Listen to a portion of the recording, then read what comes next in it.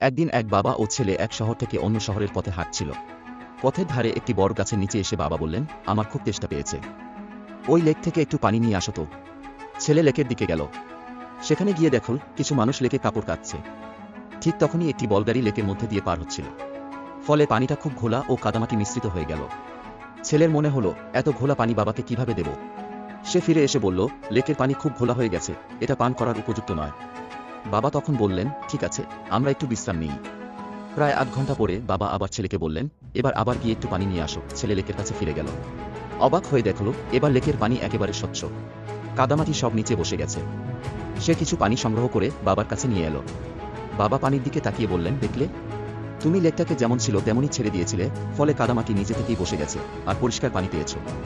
আমাদের মনও ঠিক এমনই। যখন মন অশান্ত বা ঘোলা হয়ে যায়, তখন কিছু করার দরকার হয় না, শুধু ওটাকে যেমন আছে তেমন থাকতে দাও।